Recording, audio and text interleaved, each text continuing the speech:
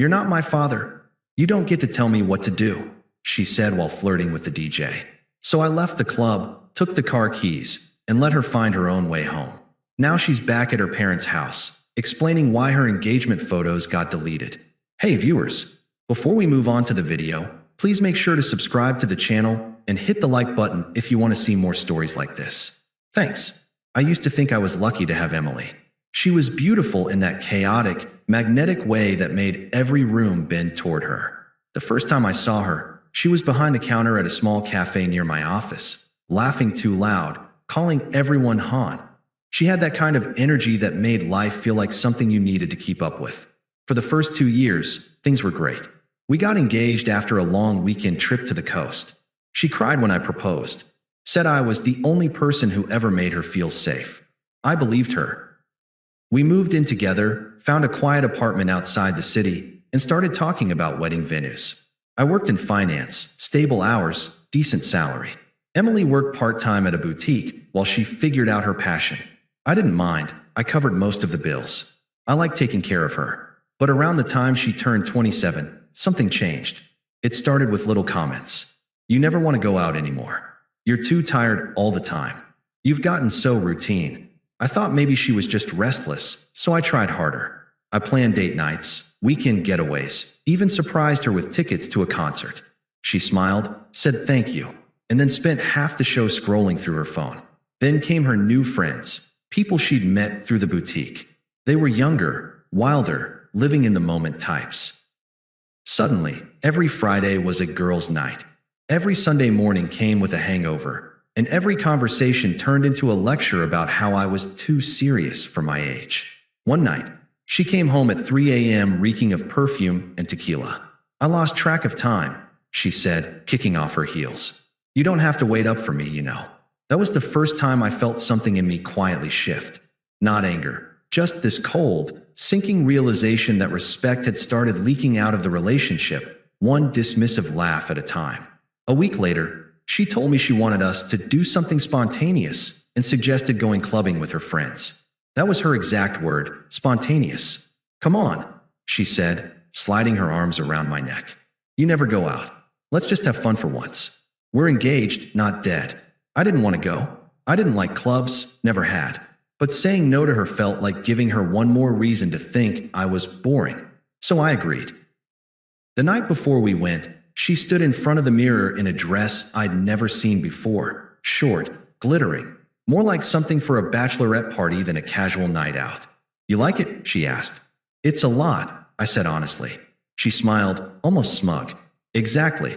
That night, while I watched her spin in the mirror and fix her hair, I realized something painful. I wasn't the man she wanted anymore. I was the man she'd outgrown in her head, the one she thought she needed to escape to find herself. But I still went, because I wanted to believe the woman I proposed to was still somewhere under all that noise. The next evening, we stepped into the club, loud music, flashing lights, and her friends already half drunk at a booth. She grabbed my hand and shouted over the music, "Just try to have fun, okay?" I nodded, but deep down, I already knew. This night wasn't going to end well. The moment we walked into the club, I could tell I didn't belong there. The bass was so heavy it rattled the floor. People were pressed against each other like a moving wall of perfume and sweat. Her friends screamed when they saw her, pulled her in for hugs, and completely ignored me. Emily disappeared into their circle, already dancing before I even found a place to sit. I ordered a drink just to have something to hold. She looked happy, wild, unrestrained, like she'd been waiting for this moment to shake off the quiet life we'd built. I wanted to let her have fun. I really did. But then the little things started piling up. A guy walked over, said something that made her laugh. She leaned closer to hear him, hand brushing his arm. I waited, thinking maybe she'd introduce me, make it clear she was engaged. But she didn't. She just kept laughing, twirling a strand of hair like she was single. I didn't want to make a scene. I walked up behind her, placed a hand on her shoulder. "Hey," I said calmly. "Drink's getting warm." She turned, blinking like she'd forgotten I was there. "Relax, babe. We're just talking." The guy smirked at me, lifted his glass in a mock toast, and walked off. I sat back down, trying to breathe through it. I told myself not to ruin the night. But it didn't stop there. Every time the DJ switched songs, she ran to the booth, cheering him on like she knew him. Eventually, she climbed up on the little platform near the booth, dancing with her hands in the air while the lights hit her ring. Her friend screamed, "Yes, Em, that's the vibe." I got up, walked closer. "Emily," I said quietly when she hopped down, flushed and smiling. "You're getting a little out of hand." She rolled her eyes. "Oh my God, don't start." "I'm not starting anything," I said, keeping my tone low. "I just think you're crossing a line." She stared at me for a second, that cold, defiant look people get when they've already decided they're right no matter what you say. Then she laughed, loud enough for everyone around to hear. "You're not my father," she said, voice sharp.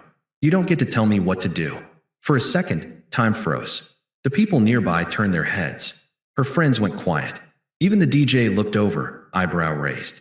I didn't say a word. I just looked at her, really looked at her, and saw the person she'd become. Someone who thought respect was control and love was suffocating. She waited for me to argue, to yell, to prove her point. But I didn't give her the satisfaction. I nodded once. "You're right," I said simply. "I don't." Then I turned, walked toward the exit, and didn't look back. Outside, the night air was cold and still. My car was parked across the street. I got in, sat for a moment, and stared at the keys in my hand. Then I started the engine and drove home. No calls, no texts, no drama, just silence. It wasn't until halfway through the drive that I realized I wasn't angry anymore, just done. Somewhere behind me, the woman who once said I made her feel safe was now shouting over club music, trying to find her phone, wondering how she'd get home. And for the first time in a long time, I didn't care. I got home just after midnight. The apartment was dark, still, and clean, like it was waiting for a decision I hadn't fully made yet. I walked through each room slowly, noticing the small things I'd stopped paying attention to. Her shoes kicked off by the door, her half-empty perfume bottle on the counter, the framed photo of us on the dresser where she'd once said, "This feels like our forever home." I sat on the couch, phone face down beside me. It started vibrating around 1:30 a.m., the first call, then another, then a text. "Emily, where are you? Why did you leave like that?" "Emily, I can't believe you're being this immature." "Emily, you left me stranded at the club. Are you serious right now?" I didn't respond. I didn't even open them. By 2:15, she switched tones. "Emily, I'm freezing. Just come pick me up. Please." "Emily, you're really going to let me walk home alone? What the hell is wrong with you?" "Emily, fine. I'll get a ride. You'll regret acting like a jerk." I muted my phone, went to the closet, and started packing. Not frantically, methodically. Her clothes first. The sparkly dresses, the high heels she never wore when we went out together, the little trinkets she used to scatter around the house to make it feel more feminine. I put everything neatly into boxes, labeled them with her name, and stacked them by the door. When I got to the ring box, still in the top drawer, I took it out and placed it on the counter beside a notepad. I didn't even have to think about what to write. "You're right, I'm not your father, but I'm also not your safety net." I left the note beside her things and went to bed. Around 5 a.m., the sound of the door handle rattling woke me up. The lock turned. She still had her key. I stayed in the bedroom, quiet, as I heard her heels clacking against the floor. Then silence. Then a soft gasp. She must have seen the boxes. A moment later, her voice broke the silence, small, shaky. "Are you kidding me?" she muttered. "This is insane." The sound of paper crinkling. She'd found the note. Then came the pacing. "You can't just do this, Mark. You can't just walk away like this." Her voice cracked. "This is our home." I didn't answer. She stormed into the bedroom doorway, hair tangled, makeup smudged, still in the same dress from last night. "You really think you're making some big statement right now?" she snapped. "You're acting like a child." I sat up slowly, met her eyes. "Go to bed, Emily. You're drunk." "I'm not drunk," she said, though her voice betrayed her. "You're overreacting. It was just a joke. Everyone flirts at clubs. It's harmless." "Then I guess you should find someone who thinks it's harmless," I said quietly. Her lip trembled. "So that's it. You're ending everything because I said one sentence." I looked at her, the woman who once said I made her feel safe, and realized I didn't feel anything anymore. Not anger, not sadness, just emptiness. "I'm ending it because you stopped respecting what we had." I said. A sentence didn't do that. You did. She went quiet, eyes darting between the boxes and the note. For a moment, she looked like she wanted to cry, but pride won. Fine, she said finally, voice brittle. You'll regret this.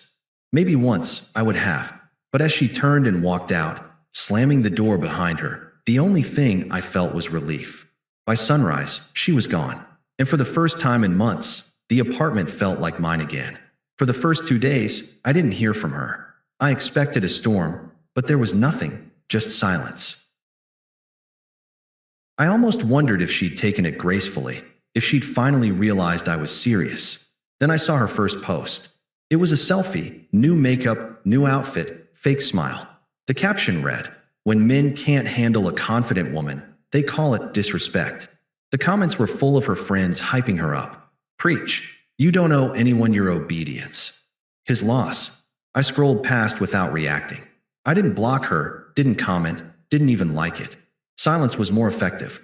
A few days later, I started getting texts from mutual friends. Jake, dude, what happened with you and Em? She's saying you ditched her at a club out of nowhere. Me, ask her why. He didn't reply. Another message came that night from a friend of hers, Sophie. You really need to grow up, Mark. She's devastated. Me, she made her choice. I made mine. I wasn't angry, just done explaining myself to people who already chose her version of the story. Then karma did its work. Someone, I don't know who, posted a short clip on Instagram stories. It was filmed at the club, blurry but unmistakable. Emily, drunk, pointing at me across the dance floor, yelling, "You're not my father. You don't get to tell me what to do." The video spread fast. By that weekend, I started getting DMs from people I hadn't talked to in years. Some laughed. Some just said, "Man, I'm sorry." Her empowerment narrative didn't survive the meme treatment. She deleted the selfie. Then her account went private. 3 days later, I got a text from her out of nowhere. "Emily, people are being cruel. That video makes me look crazy." No apology. No accountability. Just self-pity. I didn't respond. The next morning, another text. "Emily, can we talk? Just once, please. You don't have to forgive me. I just want to explain." I left it on read. By the end of the week, her mother called me. I almost didn't pick up, but curiosity won. "Mark," she said, voice strained, "I just want to understand what happened." Emily came home crying. "She told you why?" I asked. "She said you left her stranded," her mother said cautiously. "She left me months ago," I said simply. "Last night just made it official." There was a long pause, then a sigh. "I see." 2 days later, I heard from a friend that Emily had moved back in with her parents. Apparently, her mom had seen the video too. She tried to spin it as a misunderstanding, but the internet doesn't forget easily, not when the whole club saw it. By the end of the month, she'd lost her job at the boutique. Officially, budget cuts. Unofficially, the owner didn't want drama around the store. Meanwhile, I stayed quiet. No posts, no gossip, no satisfaction online. I just kept living. People eventually stopped asking what happened. And when they did, I gave them the same answer every time. She wanted freedom. I gave it to her. And it was true. She got everything she wanted. The only thing missing was someone who still cared. A few months passed. I'd moved on, really moved on, not the posting quotes about peace and growth type, but the real kind where you wake up and don't think about them anymore. I'd picked up new projects at work, reconnected with people who actually respected me, and started seeing someone casually. No drama, no control games, just mutual respect. Then, one Friday evening, as I was locking up my office, my phone buzzed. It was a number I didn't recognize. Unknown. "Hey, it's me. Can we talk for a second?" I didn't respond. An hour later, another message. "Emily. Please, Mark. Just 5 minutes. I owe you an apology." For a second, I almost laughed. Months of silence, and now she owed me an apology? I set my phone down and went to the gym. When I came back, I had 3 more texts and a missed call. The last message read, "Emily, I just want you to know I regret everything. You didn't deserve what I said that night." I still didn't answer. That weekend, I ran into her by coincidence. I was meeting a client at a cafe downtown, and she walked in, pale, thinner, with that forced smile people wear when they've rehearsed a meeting in their heads. Her voice trembled slightly. Hey, I said, flat polite. I wasn't sure you'd even say hello, she said, clutching her cup like it was an anchor. I shrugged. No reason not to. It's just coffee. She exhaled, eyes darting to the table. I wanted to say I'm sorry. For that night. For everything. I didn't interrupt. I thought you were trying to control me, she continued. I was angry, and my friends kept telling me I needed to stand up for myself. But I ended up pushing away the only person who actually cared. Her voice cracked on that last line. I nodded slowly. You were free to do what you wanted. I was free to leave. She looked up then. That mix of realization and desperation that hits when someone finally understands the consequences are permanent. I miss you, she whispered. You were solid. Real. Everyone else just talks, but you meant what you said. I leaned back in my chair, calm. I still mean what I say. Silence. She swallowed. Are you seeing someone? Yeah. That single word landed harder than any speech could. She blinked, nodding too quickly. She's lucky. Maybe, I said. But she earned it. The conversation ended there. She didn't cry or beg, not out loud. But the way she lingered by the door before leaving told me everything. She finally understood that I wasn't angry. I was gone. And that's the part no one warns them about. That indifference hits harder than revenge. As I walked back to my car, I realized something. She wasn't the villain anymore. Just a woman who thought she could humiliate someone and walk away without consequence. And I was the reminder that some people really do mean it when they say, I'm done. That night, I got one last text. Emily, I hope you're happy. I looked at it, smiled faintly, and locked my phone. I didn't reply, because she didn't need to hear that I was. She needed to live knowing I didn't care. A year later, I was standing in a tux, waiting for my bride to walk down the aisle. The venue wasn't extravagant, just a quiet garden overlooking the water, full of people who actually knew what loyalty meant. When the music started and she appeared, calm, radiant, sure, I didn't think about Emily at all. Not until I spotted her in the crowd. Yes, she was there, far in the back, half hidden, sitting beside a mutual friend. Her hair was darker, her eyes tired. She wasn't supposed to be invited, but I knew she'd find a way in. People like her always do when they can't move on. They need to witness the proof that you did. Our eyes met for a second.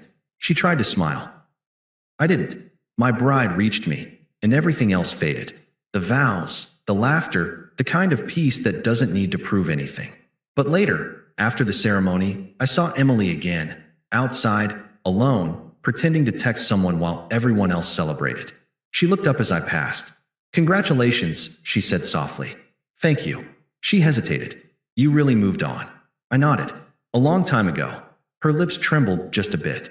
I didn't think you'd ever forgive me. I did, I said. I just never forgot. That's when she finally broke eye contact. You could tell she wanted to say something more. Maybe ask if there was still a chance. Maybe explain again. But she didn't. Because deep down, she knew she was only there to see what could have been. As I walked back toward the lights and laughter, I caught her reflection in the window, standing there, watching, small and lost in a place she no longer belonged. That's the thing about people who think freedom means disrespect. They don't realize that once you're gone, their freedom just turns into emptiness. I didn't need revenge. I didn't need to prove anything. The silence, the life I built after her, that was enough. And as the night went on, surrounded by people who actually understood loyalty, I realized something simple but absolute. You don't always have to destroy someone to win. Sometimes the most satisfying ending is just living a life they'll never be part of again. Thanks for watching. Make sure to subscribe to the channel and hit the like button. What do you think about this story? Share it in the comments.